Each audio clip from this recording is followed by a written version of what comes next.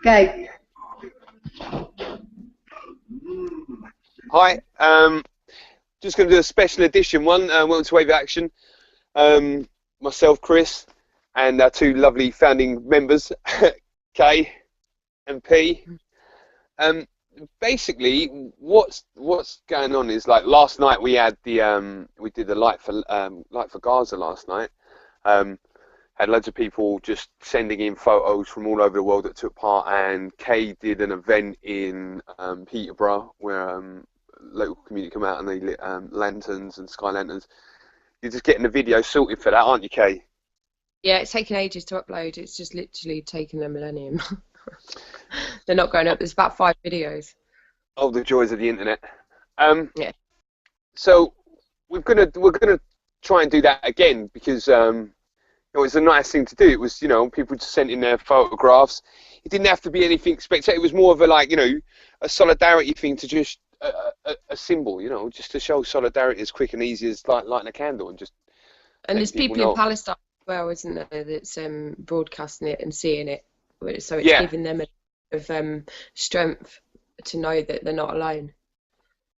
That's the main why we're doing as much as we possibly can. I know we still feel helpless over here, but we're doing what we can and just keeping applying pressure to our governments by just doing these actions. Every little action that we're doing is going to keep mounting up, and it can only get bigger. And they're not going to be able to ignore it if it carries on. The only bad thing is that we know that people are still losing their lives, and they're losing their lives hourly. Rapidly, very rapidly. So the other reason that we wanted to have a little chat about, sorry while I do my hair. The other reason what we wanted to have a chat about was that we've had a couple of people say on the Wave page that we're very pro-Palestine and we're not giving them an objective view and talking about points and perspectives from an Israeli point of view. Now, I have no problem. I'm talking now. I might as well go ahead, ladies. So take the lead. But me personally, I distinguish what I see about Israeli civilians to what I see about the Israeli propaganda. And there's a huge difference. Now, I can't condone rockets being fired, but I can understand why rockets are being fired. I can understand that. I can understand also why a government would want to have an app that sends messages to your phone to run to an air raid shelter, because it keeps you completely submerged in fear. There's nothing more easier than controllable is a person that is constantly in fear. You can do anything to them, absolutely anything. You're also talking from a standpoint of Zionism to Judaism. Now that is completely different. I am completely against Zionism. I understand what Zionism is. I know where it comes from. I understand the history of it. And the majority of the Israeli news stories that we've seen, and I can see as blatant propaganda, and then you have the extreme right, the extreme right Israelis coming out and singing and cheering. And what was the lady that came out last week? She said that she wanted to I can't remember her name. She was a member of Parliament. She was part of the infrastructure. Someone who should be holding the moral high ground. And she was calling for the extermination of mothers and children. Now, I'm sorry, I can look at both sides of the story, but what you're trying to say to a lot of us that are coming from whatever way you want to call it, pro-Palestinian or whatever, but you're coming from it from the opposite side. No matter what, I don't have to agree with your opinion. I can look at your facts and I can understand your opinion, but I don't have to agree with it. That's not going to mean that I'm going to hound you down and beat you senseless, because no, that's not what it is. We want a peaceful solution, and it's not going to be attained by you just saying, well, you're not covering our side, you're not covering our side. The most important thing now is that there are more civilians dying on the Palestinian side, and this is an atrocity. You've got to stop it. You've got to. I hate to talk about the numbers. The numbers that you talk about, people start trying the numbers, and they are huge now. They're coming up to 2,000 people dead. And I think women and children. You say, oh, sorry. I was going to say, estimated 25,000 properties. Yeah. You know, how many homeless? Yeah. And I think when people say it, they forget the fact that when you sit there and you say there's 2,000 people dead, and then they can turn around in the same breath and say, yeah, well, Hamas fire rockets into Israel. Those people have no compassion, and I've got no tolerance for them at the minute, and that's the problem. We each speak on a personal level, I think, with this, where we each have a different sort of personal level on what we think on the matter, but equally we are all very much in favour of peace and no more deaths, which means, unfortunately, the IDF, the ITF, like I said, I've renamed them, they are continuing to savagely slaughter babies, children, adults, humans in general, civilians, whether there's a child strapped to the of a Hamas person or not, in anyone's terms, it's the missile that killed the child. Let's not forget that. But yeah, that's the thing that has to, you know, you have to look at me personally, consciously. If I look at both sides, and I often play devil's advocate on lots of things, I have to say that at what point does it become acceptable to just mow down human shields? If you're saying that that is the case, which, you know, I don't believe it is, but if, to say, for argument's sake, you were right, they were being used as human shield. If I was being used as a human shield against my will, I like to think that the international community would come to my aid, and I would not just be killed as an innocent party being held against my will. You know, it's not something I've chose to do. It's not. They might not even share my same views. You know, these are, like you said, they are everyday people. They are civilians. They are parents. They are families. They are grandparents. They are teachers. They, you know, they're not even all Muslim. I keep hearing Muslim, Muslim, Muslim. You know, there is a multi-race in Palestine, culture, religion. There is Palestinian Jews. There's Christians. I think there's almost 9% Christians. I know it's not, doesn't sound that high, but when you actually look at the figures of those, you know, living in Palestine, that you're talking a huge amount of numbers. You know, this isn't a religious issue. This is a humane issue on what is acceptable. And I know it goes on in other places, and I don't think that Syria is any less of an issue. I think Syria is just as important, but two wrongs, you know, you can't like just say, oh, you can't talk about Gaza because of this, or you can't talk about this because of that. You know, we should be talking about it all and ending this war and destruction. Because we don't want it. The average person does not want it. They want a peaceful life. But the addiction that we're facing online is that we're coming from a biased standpoint. You know, like you've just heard three of the kind of same opinions that we all have. You know, for different reasons, we agree with what the overall consensus is. Now, if you see from the Israeli point, I saw we were discussing before we came on that where we get our news from. Now, the majority of our news now comes from online. We have reliable, you know, you gain sources or views that people you follow that have given you stories before they've broken and they become trusted, and you're like, right, okay, these guys have been reliable. And then what you can do is, like, within 10 minutes you can see a story emerge, go into full fruition, then confirmation, and then the big guys confirming it. Now, I can see all of that happening, and when I go full on the news, I'm scanning Twitter, Facebook, I'm scanning everything I possibly can in real time. I don't see the Israeli standpoint when you bomb a school, a UN school. Now, I know it's classed as a school, and we know that it's not actually at the moment being used for teaching. It's being used for what? For holding refugees. It's for holding complete refugees. Family, children who've lost their parents. No other places to go. No other places to go. So when you see on the mainstream media the Israeli viewpoint, because that's where they're going, they can't fight the war online. So the direct calls that we're having is we're having pro-Israelis come at us on the alternative side because they think that their viewpoint's not being heard. Well, their viewpoint is being heard, and it's being heard on every goddamn mainstream channel there is, because there's rules and regulations that allow both sides of the story. Now, they can limit one side of the story, which they are doing to the Palestinians on the BBC, without a doubt. ITV so much. Channel 4 still they're being as pro-Palestinian as they can, but they are being fair with the Israeli commentary. But you're seeing Regev today. He comes out pure and simple on Channel 4 News and says, well, there's no proof that we hit that UN school. He says there's no proof, right?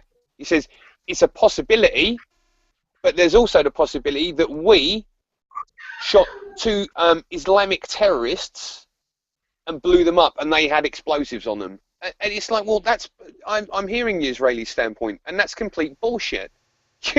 You expect me to believe that? And then after that, half hour later, Israel confirmed that they did hit the school. And then you have the other side that where Israel they censor a lot of the media coming out. You know, papers and publications aren't free to write what they want. And you've had in Israel, those student kicked out of college at uni for writing anti-Israel comments, and you've had people fired from their jobs. So if you think that you're going to get unbiased reports coming out of Israel, you're very much mistaken, really. Yeah, well, their main standpoint is that Protective Edge is for the dismantling of Hamas tunnels. Now, if they're dismantling Hamas tunnels, I can think of an easier and safer way of doing that than planting huge amounts of tons of explosive in a highly populated and dense area. Probably think of quite a few easier ways of doing it than doing that. So, but with these tunnels, it's quite conceivable that they aren't Hamas tunnels. They're actually tunnels to get supplies into Gaza, because their food is and everything is, you know, controlled by Israel. yeah. And their work, all of that. They might have ways of getting in past the borders to get food, get medicine, get supplies, and get work. You know, you can't necessarily say, that these tunnels were created by Hamas. They could have been created by everyday Palestinians just trying to get out their everyday business. I've seen a video where it shows that those tunnels are used to transport food through them. Yeah. And necessity products and necessity aids for the Palestinians. I've not seen any kind of video to show that they're used to transport weapons, but I've definitely seen videos to see that and I've watched them do it on video on YouTube, Palestinians pulling it through with a cable, trying to pull literally food through. Do you think, me personally, if I was trapped in the world's biggest open air prison and I had nothing left and all my borders were controlled and the amount of food that is allowed into Gaza is calorie controlled, this is from the Israelis. They are calorie controlling the amount of food to go into Gaza. They're occupying a land that, I'm not saying it belongs to anyone. This is free land. They're occupying a land. They have destroyed the people who have lived there. They've displaced them, and now they're controlling them. On what planet is that okay? Yeah, that is not okay. I think that argument that we hear that if this was you've seen the meme, a couple of the memes of like they do it to a piece of land, like they've done it with England and they show it cut off and things like that. I think that perspective, we covered it the other day with Matteo, and we said about it, you put yourself in that, but try and put yourself, because when we said about this, and it's just come to me thinking about this discussion we're having now, it's the same reaction to the guy that I had at Peterborough, the guy wearing the IDF t-shirt. Unfortunately, as much as these people feel that they should have a fair discussion, they've had a fair discussion for 60 odd years and they've taken the piss at every opportunity. The time now is like, patience is wearing thin, and we shouldn't really. On there today, I got called a British dupe who knows nothing, and if anything, I have had nothing but racist slander from pro-Israel people. Nothing but racist slander because I'm some British dupe or some British whatever who thinks they know everything. I don't think I know everything. Difference between British and Israel is that we have a difference in free media that comes through to us, and Israel's media is completely controlled by the IDF and the people that it goes into. So they actually have no idea on what was going right next door to them as neighbours. The ones that do are the ones that sit on the side of the hilltops and the ones that are singing in the street that they're glad that the children in Gaza are dead. Well, no more school tomorrow. No more school tomorrow. All the kids. And there's the other term of mowing the lawn that I've heard. That these are despicable things. I was watching Norman Finkelstein earlier, and just like going back and watching historical stuff. Because this conflict's been going on for so long, the escalation now is just. They call them they call them hillbillies. Israel call them hillbillies. They're like the scum, the scourge of the earth, and a lot of them have made that apparent to me. They have turned around and said they're hillbillies. They should be wiped from the face of the planet. I have not heard Palestinian turn around and say that the Jewish should be wiped from the face of the planet. I've heard some harsh stuff from Palestinians, but this is the problem. But this is the problem with that. When we start to look at the argument that way. How many Palestinians have phones? Well, I was going to make this point when I was listening to Finkelstein. What he was saying is that Israel is coming to the end of Zionism. Zionism is coming to its end in its partnership with America. It is probably dying. And this was a few years back, and now we're seeing probably like the end part of this, or just the beginning of the end part. The journey's carrying on. They can't use the Holocaust thing anymore. That's gone. That's not anti-Semitic saying that. That has gone. You've embedded yourself in a nation of pure nationalistic ideology, where you have infiltrated every family with the idea of the Israeli state, and you have aligned yourself with America as well, that you can live the American dream. And this association, the Jewish community now has associated itself with American culture and become that patriotism. Every single the huge amount of families that are involved with the IDF, they don't seem to realise it. It's so intermittent intermingled within society in Israel. There is no other way. There is no other ideal that the majority of the populace have, because it's a nationalist ideal. They have national service, don't they? I'm not 100% sure, but I would think it's close. Them 18-year-olds. Yeah, they did that where they refused to go into the army and they all went to prison. Yeah. Let me have a look. People are indoctrined into it from the start. They were hated, those girls, when they were, well, I don't think they were all girls, I think they were just a mixture of 18-year-olds. When they were walking up knowing that they were going to refuse to serve, the people around them hated them, called them deserters and spat on them. I think that the overall, as much as you said about doing it because we're getting a lot of hate on it. I'm going to be crass. I'm going to be rude. I don't give a flying fuck anymore. I'm sorry. I can't sit here and watch children being fucking killed and not want to do something about it. There is nothing that you guys.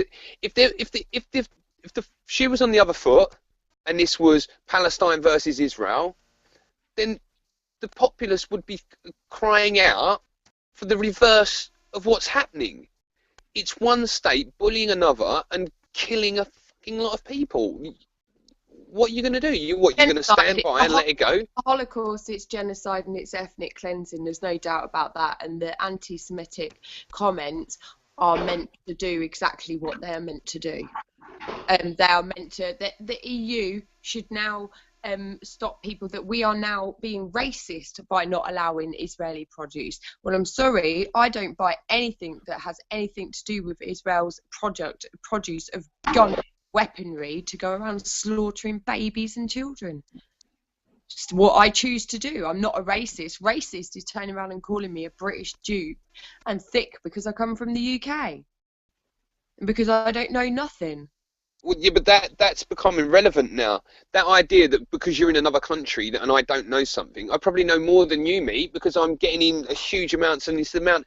The only To get up to speed on stuff that's going on around the world, the only thing you need to be doing is you're spending time and have time to spend on the internet. And as soon as you get onto the internet and you're onto Twitter, you're onto Facebook, and you follow in the right feeds, you can get all of the information and all the news that you want. Back onto YouTube, watching videos, media that people are making. What we're doing now is making media because we don't see that and that objectionable view out there. We don't see that constantly out there. So what is everyone doing? They're making their own media. They're starting up organisations. They're reaching out to communities. They're coming together in solidarity and marches globally. So like we're saying, Israel are on the last legs. They are trying to pull out every single card, and what we're going to get is apologists coming out because they understand they have got to fight their ground. The only argument they have... Also, a lot of people who need to hang their head in shame, because a lot of people who have actually seen this, the apologists are the ones that have seen this and also have already come over. It's the ones that are seeing all these children. And you've also got people online that, I'm going to state this fact, that you've got people online. You tell me one more time not to put a photo of a dead child on Facebook, because I'm sure they're just as offended by your lack of care on the issue. I'm sorry it has upset you over dinner, but they can't even eat dinner. They can't even sleep at night. I'm sorry if it's kept you up for an extra hour overnight. But I'll be posting what I like on Facebook, and these people that are sitting there saying, I don't want to see that shit, you're stopping the world from knowing what's going on, because you in your head think that everyone's seen it now. Everyone's seen it now. No, they haven't. If everyone had seen it, we still need to fight. Simple. I'll post what I want on Facebook. If you don't like it, block me or delete me. Yeah, I've got no time for people that... This is the thing with the internet. If you go in to confront someone over an issue that you are not happy with, and it's on someone else's page or whatever it is, then you're entering their territory. You're entering their realm of fault. The direct action of what you're doing is like walking up to someone and calling them an arsehole or saying, I think you fucking suck. You're creating a confrontation. You're not looking for healthy discussion. You're not looking for any ideas because you just want to spout off one side of the view. Well, I've looked at both sides, mate. I've looked at it objectively. I've watched and read and spoken to people that have been there, and I've got full understanding of what it. Just because I've never been there and I'm probably never going to go there.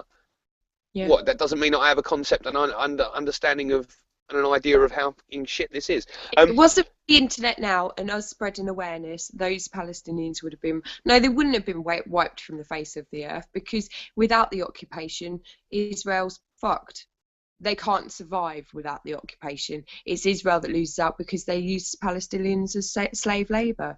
And without that, they would be buggered. So they wouldn't have wiped them out. But at the same time, obviously, you know, we've also, can we just quickly add, boycott British gas, because this is a major thing with this. British gas we need to make it aware that their deal with Israel on Palestine's gas.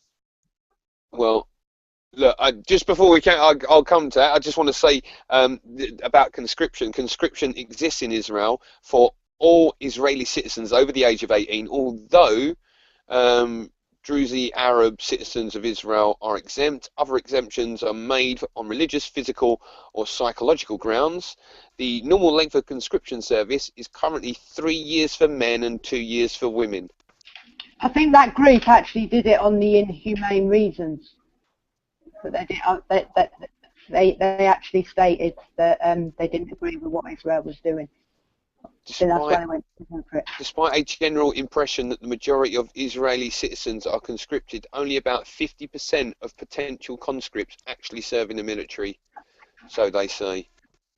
But hey, that's 50% of your youth population being indoctrinated into military service, into a service that what I've seen. As well. Well, that's like for 3 years. That's men for 3 years into that service where they don't look for conflict resolution, just for sheer provocation. Even the way that if you look at the protest at Berlin, it's built up on eventually going into this. The whole education. These people have been fighting you. These people want to kill you, all the way back to the pharaohs. They literally take it all the way back to pharaohs, Arabs, German, Nazis. They all want to kill us. We need to have an army ready to protect us, and they fight and fight. They train and train and train to be in this army for a war it's them who created. Well, yeah, it's an ideological war. It's an ideological war purely because of the idea of the nationalist ideal within itself to protect itself. But that's when, now, like, the Holocaust card and now everything else is becoming irrelevant. They can't shout anti-Semitic and racist chants because they're committing what looks to be genocide out there. It looks to be genocide. I can't say that it isn't, but from what I've seen, it looks to be. Genocide, it's an ethnic cleansing, and it's a Holocaust of the making. If you include Syria and other countries that it's also being affected by, because Syria is just as affected by all this. And when you Syria, Libya, Iraq, Israel has its fingers in the pies, and how much UK, US, and Israel do the dirty work on this planet, I am ashamed to call myself part of the British Isles while we have these leaders in place. And while we have these people in place who have no compassion or care for human life other than what's in front of their faces. Not even in the UK. I think that's becoming more and more evident now globally when just today, going back, you was at the Peterborough thing last night, and then I sent you early this morning, like, they've hit another UN school, and it's like, morning, do you know that they've hit another? And it's like, how do you like? I know you need to know this because you wouldn't have seen it, and we talk and convey and we pass these stories on. But it's like, morning, how are you? Bang, here's this. Look, there's more people dead now. This is the more and more. I know, it just sets you up for the day of just like, well, how much more of this? Day and night. This is their day and night. And when Israel turns around and says to us, when you've got these pro-Israel and they go, well, we're such barbaric, we warn these families first. How fucking courteous of you. Give yourself a compassionate pat on the fucking back. Well done. You tell them before you destroy warning them where can they can't go anywhere. Where did they go? Anywhere. Where did they run to? Can't go anywhere. There's not a place for them to go. Well done, Israel. Pat on the back for that. I just, it sets you up for the day and what's like, but what we're dealing with of this side of constant barrage of just positive and negative propaganda and trying to wade through all of that to try and find actually what's going on is extremely draining. But that is nothing. We say there's peace. What we need to happen is Israel needs to back off, take the apartheid down, remove the borders, bring back free to the whole region. If we need a two-state, we need a two-state. That doesn't mean there needs to be a giant cement wall that's been erected in the middle, just like the Berlin Wall, just like every other sort of wall that was erected. It has never helped and never will. Why was it not all right for Berlin, but it's all right for Israel? You do not do that. They need to do that. They need to free up Jerusalem. They need to do an awful lot of things. And Palestine needs to make sure Hamas does not fire any more rockets into Israel. But considering the Iron Dome that exists, Hamas have said if it was to go back to 67 borders and go back to what the UN originally agreed on, and they removed themselves from my land, then shit would be all right. That's all they want. They're not even talking about the full annexation of the whole of the so-called state of Israel now. See, me personally, when you start looking at it history-wise, but obviously they've been educated that the Arabs were killed. But that's also the other point, that the education on this side of the world about how Palestinian was never offered a state. Israel was offered the state, the Balfour Treaty, and you're like, what? Hold on a second. You annexed another populace, offered their land, and it wasn't this like, oh, we'll come in and we'll buy your property. Like everyone thinks it's like nice. No, man. This was like, get out the fucking property, go, refugee status. This has been going on for so long. This is it's a travesty that we have let this go on for so long. So good. Then and Israel is struggling and feeling so persecuted. But I'm sure the US wouldn't mind letting them occupy some of their state to give them a place where they can call a state. But obviously it's the promised land. They want their promised land. They're not happy with just having a state. It has to be the state they want. It has to be the size that they want. They're not happy with just having the occupation they've got. They've got to cross over to Gaza Strip and the West Bank just to occupy a bit more. They're in their land. Well, the interesting point is when that Balfour, just before that Balfour Treaty, like and Israel's state became possible, that people shut their borders for letting in Jewish refugees that was coming out of Germany. Borders were shut down. I'm finding this stuff out as I'm finding more and more historical stuff about this. So, you know, this is like the state, if you want to look at it like, well, we've got to protect Israel and all that, well, okay, if you look historical wise and see where it all came from, you can just see nothing more than, right, that's their land, we'll take that, we'll give that to you, there, be done with it, and don't worry about them, and we won't worry about them, we'll just let them get on with it, and then, all right, we'll give you arms so you guys feel protected because what happened to you was really bad, and there you go. Oh, by the way, we're not going to see what you do. And then these people that occupy this land just start saying, well, hold on, we can get away with taking even more land here now. That is all it looks like. I can't see it. I cannot see it from a pro-Israeli standpoint. Sucking the life out of the people that have whatever land they've got left. They have no land left now. They're just terrorized people. IDF are terrorists. Terrorists are people that they terrorize people. And what is clearly shown right now is those children are in terror. Because yeah, I can't imagine feeling. No, I was going to. That's the other point I was going to make. You have to look at the profitability of it all, and how much Israel would lose if the occupation ended tomorrow. A vast majority of its income comes from that occupation, with all the training and of outside international.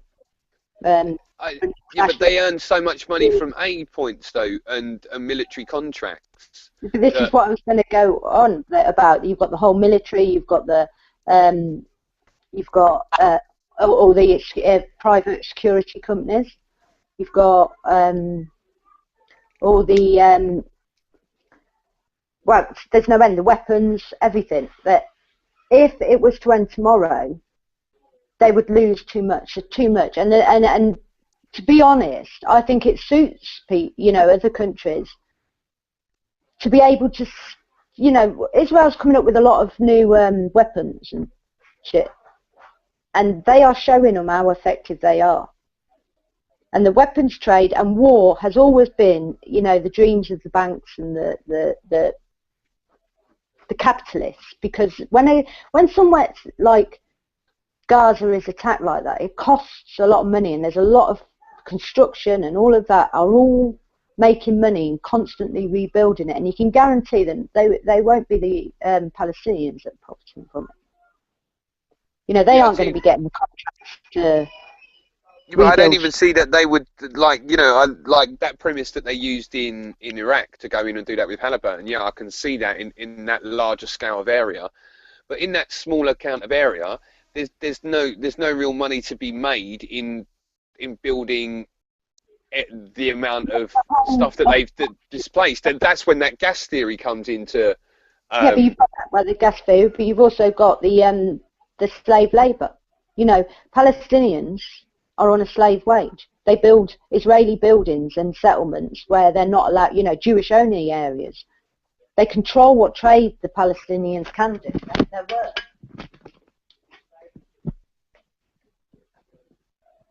I mean, the gas is one thing, but the whole of it is just a huge financial bubble for Israel.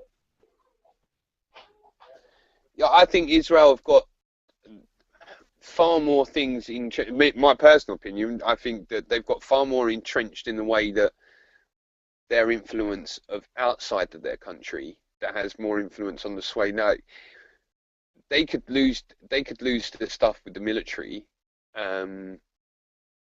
With the amount of donations and the way that they have with school trips and things like that going over to Americans coming over and paying they have organizations in America that pay for Americans to go over and settle in Israel, Jewish Americans, to go and settle over there. That's like, so they're gonna take the land either way. And but if you see the decimation, the level of decimation of begins with R, Rahala, yeah, Rahala, and just the way that the land has just been completely decimated.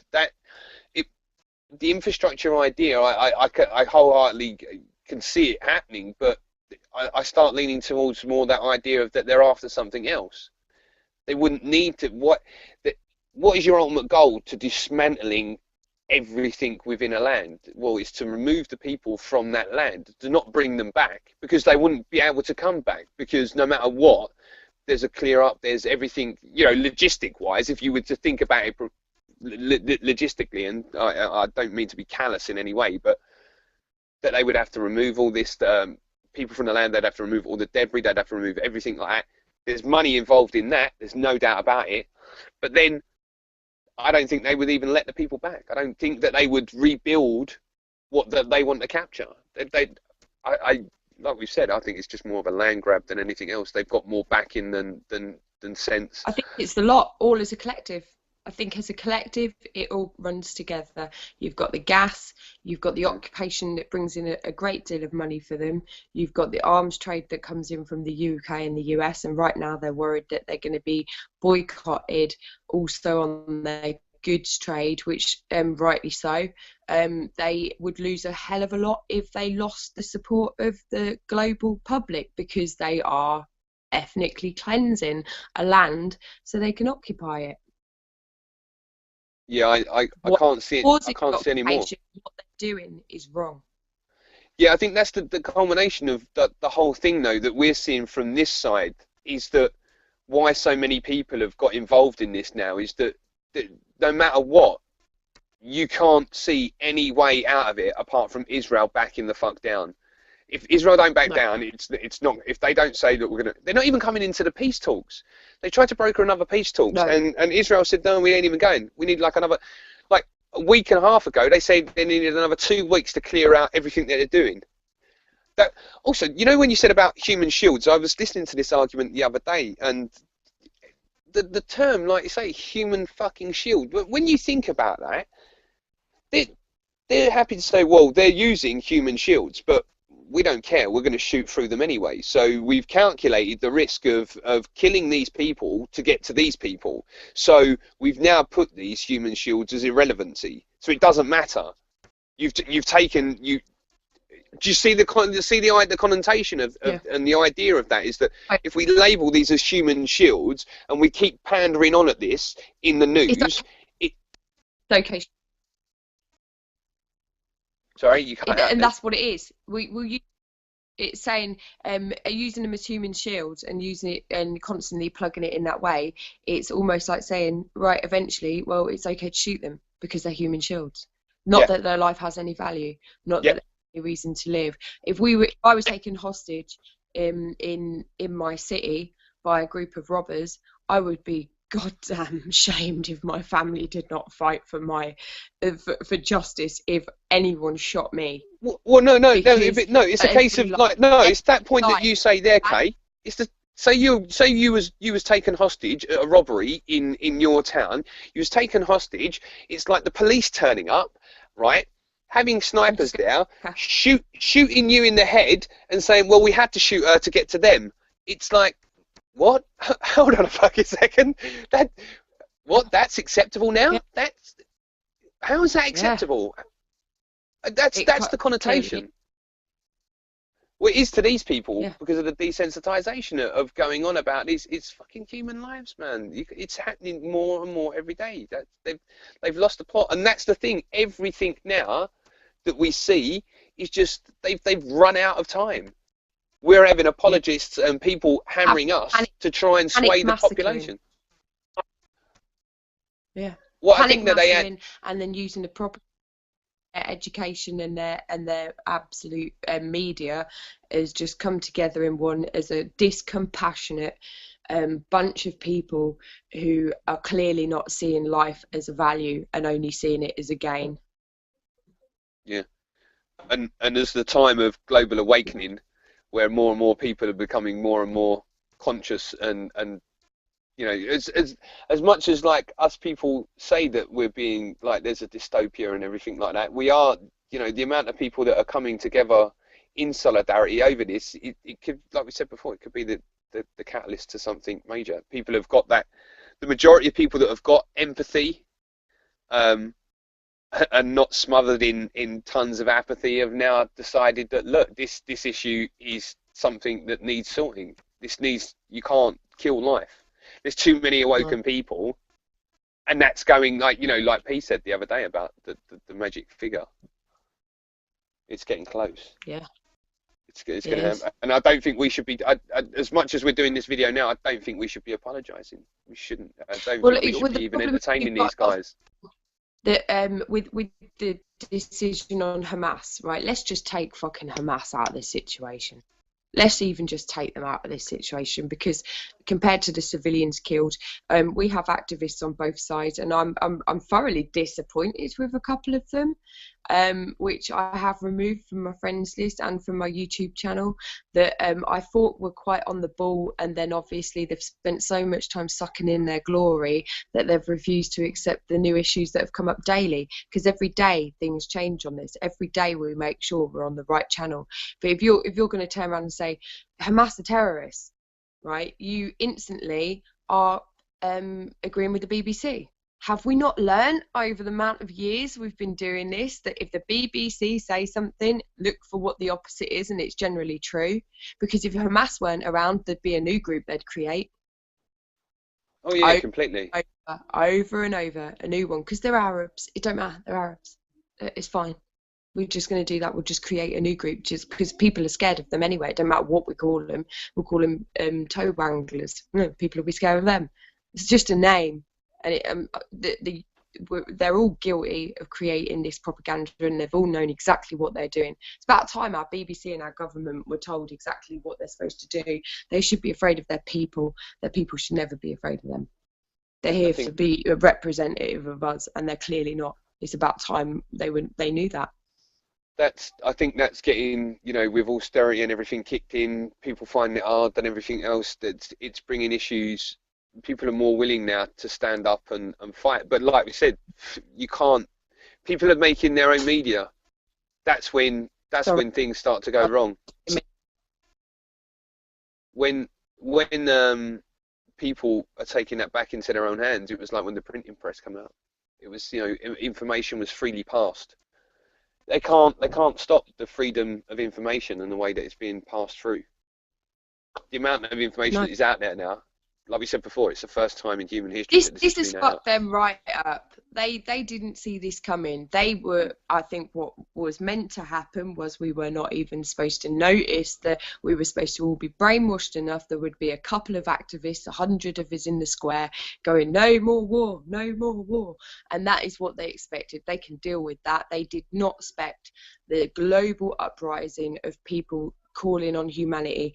And this is in no way, like I said, with Syria and Rohingya and places like this is a global effort to stop these nasty little terrorists going around the world, creating propaganda, incorporating themselves into corporations in the BBC, and realizing exactly what these companies and corporations are. They are terrorists, they are tyrants, they are psychopaths.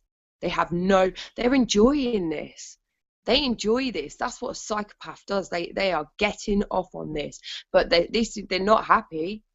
The collapse has hit them at the same time as global awareness. And right now, people think, oh yeah, and we've been fighting this for years. Bit of a shift in change, guys. Now let's stick the foot down, carry on going, and watch this.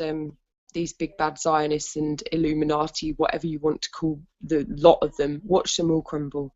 Yeah, that's. I'm glad you said about that, because that's, you know, coming still, like, you guys are like, you know, you've been doing this for years and I haven't. I'm still, like, you know, new into this, but I always look at that.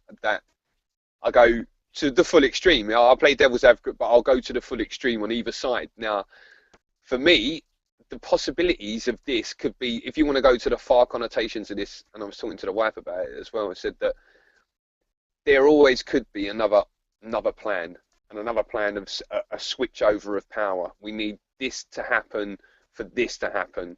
So if we got enough people uprising, that we could then challenge it and quash it down and bring in more dystopian laws. That, you know, that element of the real left thinking, Orwellian state and everything like that, you know, that doesn't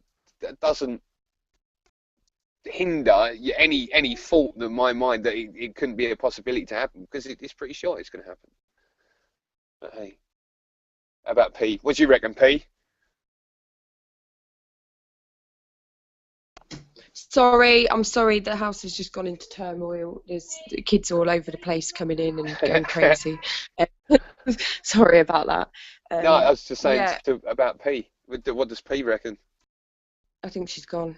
But, I'm not sure where she's gone.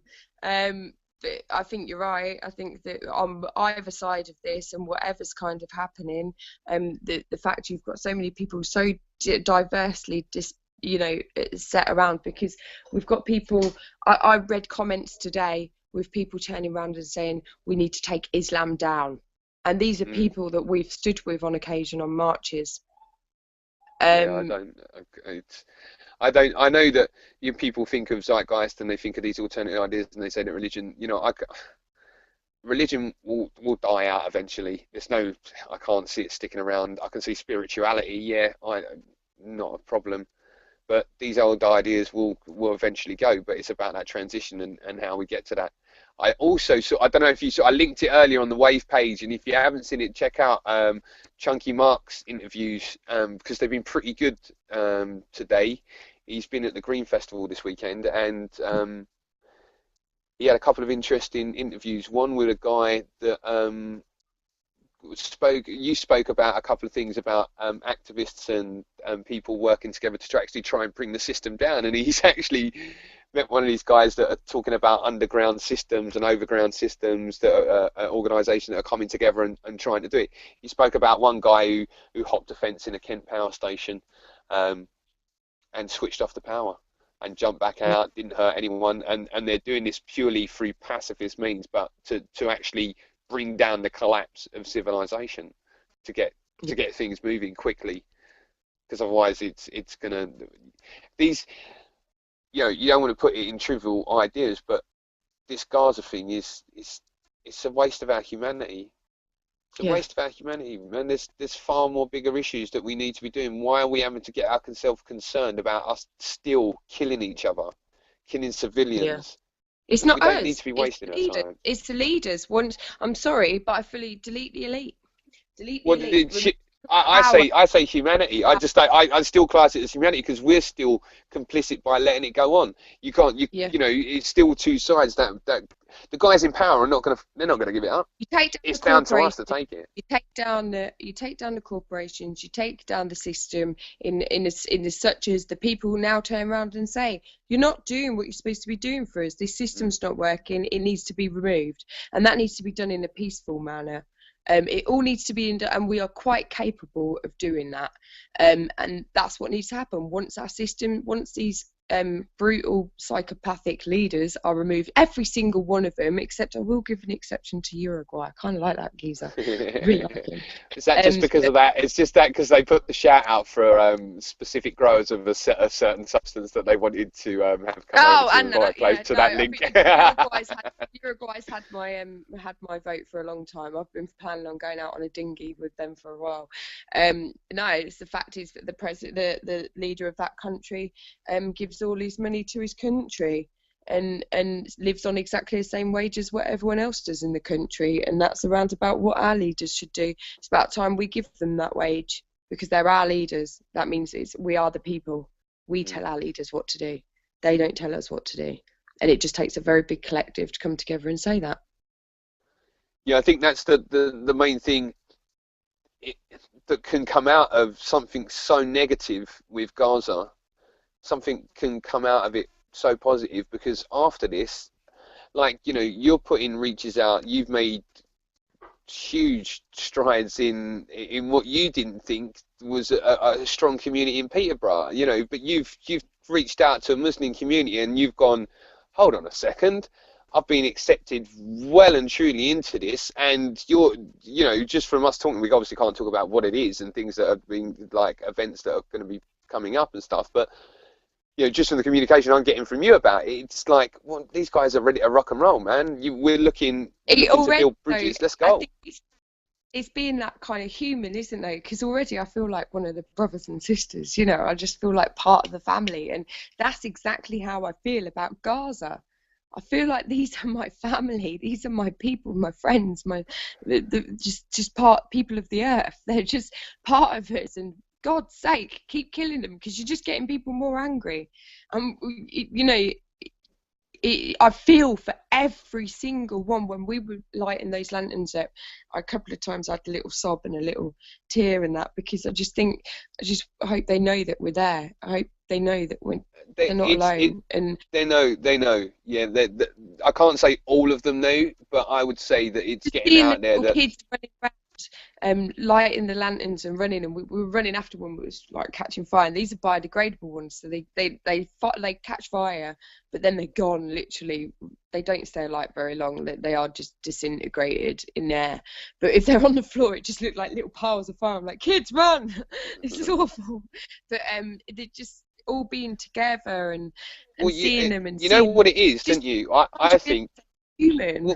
What I saw with like your interaction and the interaction last Sunday is that the Muslim community is a very strong community, and they are solid. They understand how a community works, and being an activist, you form bonds with and create small communities where you go when we come together on marches or interactions. You know, we interact, we do what a community is meant to do. We don't just stand there opposing, we all mingle and we become a solid mass. That's what you see with this Muslim community. And I'm like, well, hold on a second, I'm going to try and do the same where I am now, you know, putting outreaches to do that, because if it can be done there, this can be done, and this is what it needs to be doing.